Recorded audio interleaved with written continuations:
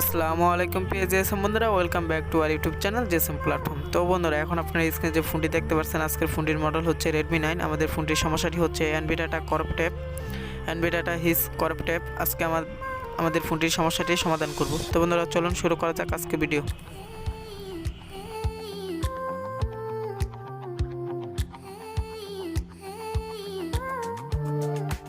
তো বন্ধুরা, এখন আমরা আমাদের ফোনটি বন্ধ করে চালু করে দেখার চেষ্টা করব আমাদের ফোনটি সম্পূর্ণভাবে রান হয় কিনা।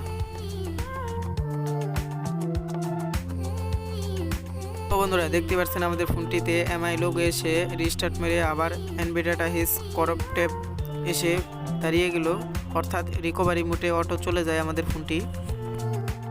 তো বন্ধুরা, আমরা এখন সরাসরি চলে যাব কম্পিউটার স্ক্রিনে। তো বন্ধুরা, কম্পিউটার স্ক্রিনে আসার পর আমরা সিএমটির MTK 2 লেটেস্ট ভার্সন টুলসটি আমরা ওপেন করে নিব। তো বন্ধুরা, আমাদের টুলসটি ওপেন হওয়ার পর আমাদের ফোনের ফ্ল্যাশ ফাইলটির প্রয়োজন। আমরা ফ্ল্যাশ ফাইলটি নিয়ে আসব আমাদের ডেস্কটপ থেকে। ফাইলটির লিঙ্ক দেওয়া থাকবে।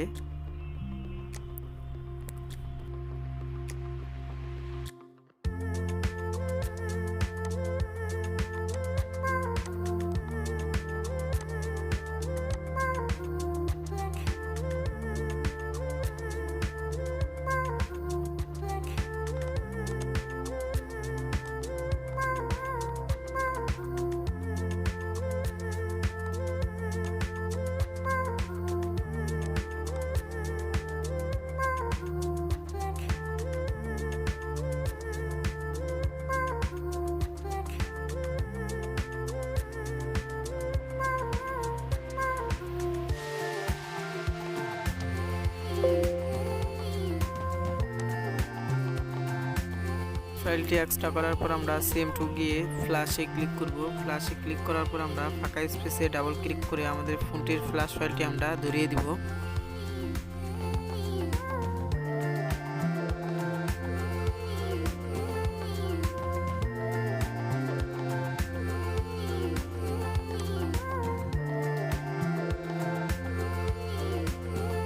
আমাদের ফাইলটি ধরিয়ে দেওয়ার পর আমরা রাইট ফ্ল্যাশে ক্লিক করে আমাদের ফোনটির ভলিউম আপ ডাউন ধরে আমাদের ফোনটিতে ইউএসবি কয়েল ইন করব। তো বন্ধুরা, দেখতে পাচ্ছেন আমাদের ফোনটি কম্পিউটারের সাথে কানেকশন হয়ে গেছে।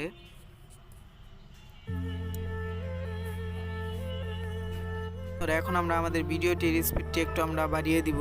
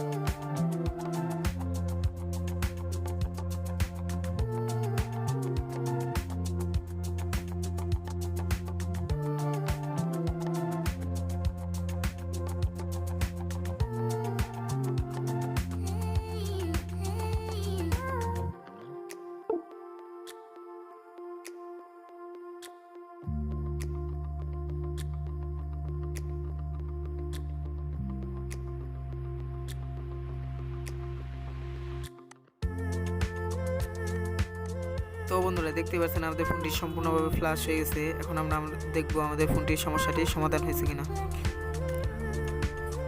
তো বন্ধুরা, দেখতে পাচ্ছেন আমাদের ফোনটি সম্পূর্ণভাবে চালু হয়ে গেছে।